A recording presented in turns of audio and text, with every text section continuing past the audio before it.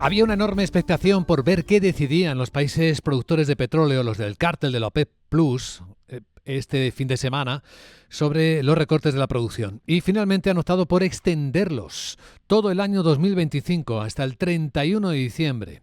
Y además con dos de los países importantes, Arabia Saudí y Rusia, también extendiendo sus recortes voluntarios, que entre los dos pues son 1,7 millones de barriles por día. ¿Por qué extienden los recortes? ¿Qué es lo que persiguen los países productores? ¿Qué están viendo en el escenario para tomar esta decisión? ¿Cómo puede afectarnos tanto en los precios de los carburantes como en la inflación? Una conversación de altísimo interés en el comienzo de la semana con alguien que es un gran especialista europeo mundial precisamente en el mercado de la energía, que es Daniel Lacalle, es doctor en economía, profesor de Economía Global y Finanzas, además de gestor de fondos de inversión, es economista jefe en Tresis, Sociedad de Valores. Daniel, ¿cómo estás? Muy buenos días. Muy buenos días, ¿cómo estás, Luis Vicente? Gracias por invitarme. Pues encantado de saludarte. Lo primero, ¿cómo interpretas la decisión de los países de OPEP Plus de extender los recortes otro año? Bueno, lo primero que tenemos que entender es que lo que la OPEP ha analizado es un entorno de demanda francamente pobre, realmente pobre, ¿no? Y por lo tanto, a pesar de que hay unas expectativas de que esa demanda crezca relativamente, bueno, pues de una manera de alrededor del 3,5% los próximos años por año. En realidad lo que te están diciendo es que los sesgos son más a la baja y que el mercado está ampliamente suministrado. Y por lo tanto, pues mantienen esos recortes.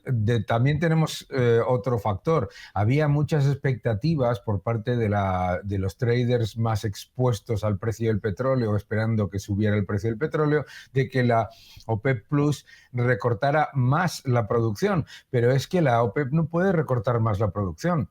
Recordemos que la OPEP ya está en un nivel de producción en el que tiene que mantener una cantidad mínima de exportaciones para traer dólares a sus economías y tiene que atender a la demanda interna. Entonces, no hay mucha capacidad de reducción de la producción, el mercado está ampliamente suministrado, la demanda global es pobre, habéis comentado mientras yo estaba esperando los datos manufactureros de la mayoría de las economías todavía en contracción y bastante débiles, por lo tanto, pues no pueden hacer otra cosa más que extender esos recortes y mantener el mercado relativamente estable. ¿Y esto al resto del mundo cómo nos va? Hombre, nos va desde un punto de vista, lo podemos ver desde el punto de vista del vaso medio lleno, del vaso medio vacío. El vaso medio lleno es, obviamente, que no va a haber problemas de suministro, que como jamás ha hecho, hay muchas teorías de la conspiración de que la OPEP quiere ahogar a los consumidores, no tiene ningún sentido, ¿verdad?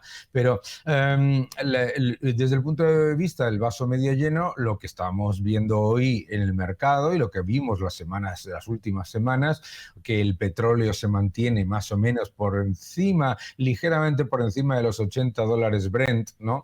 Y por otro lado, por el vaso medio, digamos, medio vacío, pues obviamente que la demanda global no está creciendo de manera robusta. Yo creo que desde el punto de vista de los consumidores, no vamos a ver una fortísima presión inflacionista en los precios del petróleo, pero eso no significa que baje la inflación que sufrimos todos los ciudadanos de los países desarrollados después de ese exceso monetario del año 2020, ¿verdad? O sea que poniéndonos en los zapatos de los bancos centrales tampoco supone ningún cambio para sus expectativas.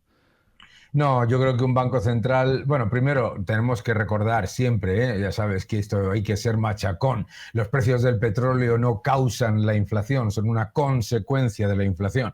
Los precios del petróleo se fijan en dólares, si el dólar se deprecia y pierde poder adquisitivo, pues el petróleo, entre comillas, sube en dólares, ¿no? Pero los bancos centrales no se tienen que preocupar por la parte de la energía por el lado de los combustibles fósiles. ¿Por dónde dónde estamos viendo ese efecto de la inflación persistente y del gasto constante que es crear inflación por parte de los gobiernos? En el cobre que está teniendo un año absolutamente espectacular.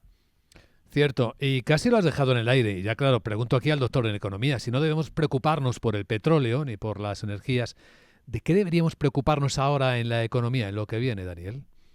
Yo creo que nos deberíamos preocupar de las bajadas de tipos. Veo a la gente muy optimista con lo que suponen las bajadas de tipos, ¿verdad? Oh, van a bajar los tipos y va a ir todo estupendamente. Una bajada de tipos es la manifestación de que las cosas no van tan bien como nos intentan decir en los titulares, los gobiernos, los bancos centrales, ¿no?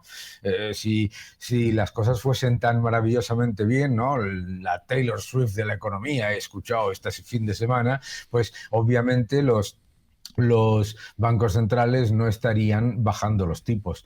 Y por supuesto, bajar los tipos cuando la inflación es persistente y cuando estamos muy lejos de los niveles que podríamos considerar normalizados de inflación, y llevamos ya un veintitantos por ciento, casi un 24% de inflación acumulada desde que empezó el exceso monetario, pues obviamente nos debería preocupar en nuestro bolsillo que se está perpetuando la inflación vía política fiscal equivocada y vía política monetaria mucho más laxa de lo que los titulares de los mercados financieros sugieren. Aunque es curioso que ahora los bancos centrales no están muy insistentes con esos mensajes que antes sí escuchamos reiteradamente a los gobiernos que cuidasen su propia política fiscal.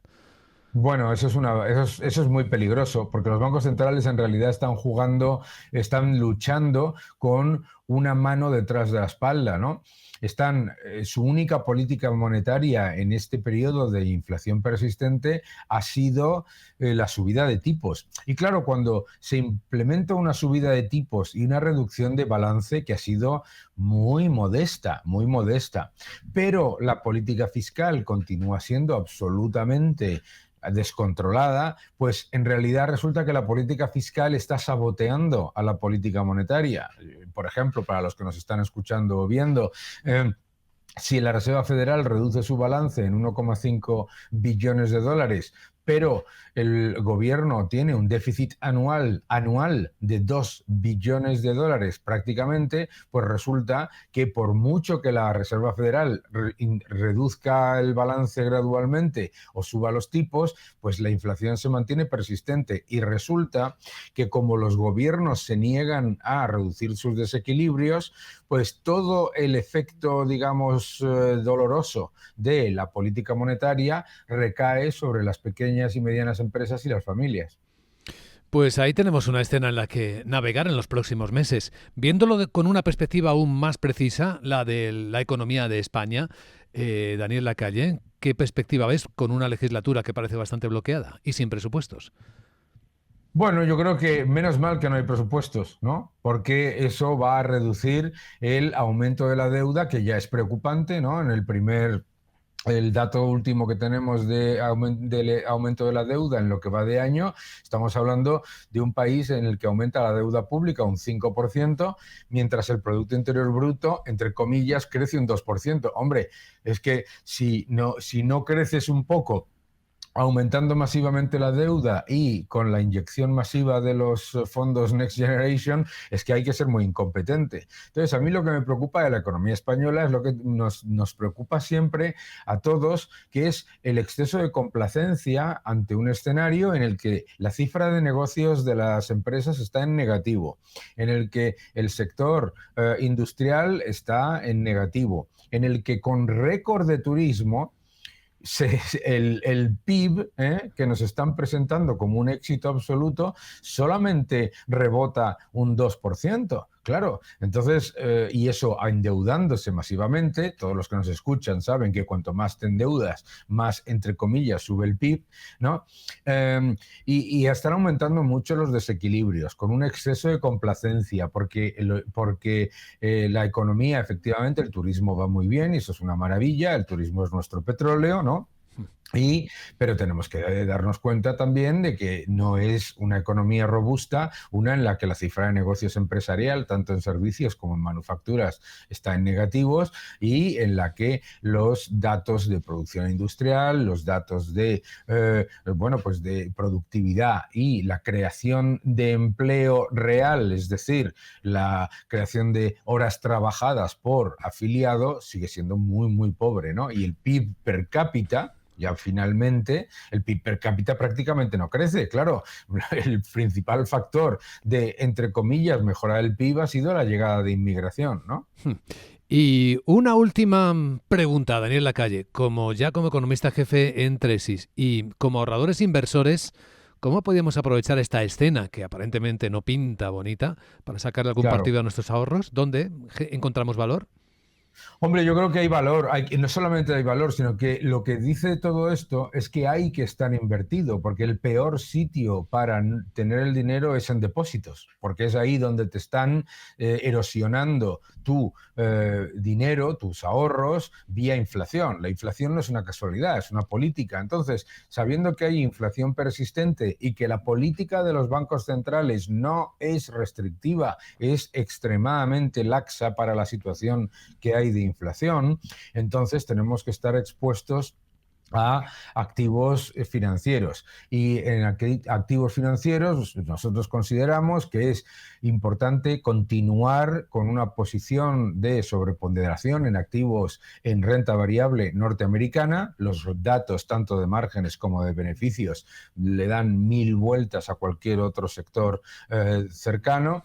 Tenemos que tener también oro y tenemos que tener también algo de criptomonedas, ¿no? Y tenemos que tener, por supuesto, yo creo que hay que ser muy consciente de la cautela con la renta fija, sabiendo que donde todavía hay valor, pues es en aquellos activos en los que hay una rentabilidad exigida que supera la inflación, pero claro, mucho cuidado con ese exceso de optimismo que había al principio del año y a finales del año pasado con la renta fija, particularmente la soberana. No olvidemos que la renta fija soberana, cuando los gobiernos están intentando traspasar a los ciudadanos los desequilibrios fiscales vía inflación, la renta fija es destrucción del poder adquisitivo de la moneda vía deuda, ¿verdad? Por lo tanto, hay que tener algo de renta fija, sabiendo que hay valor en aquellos segmentos donde hay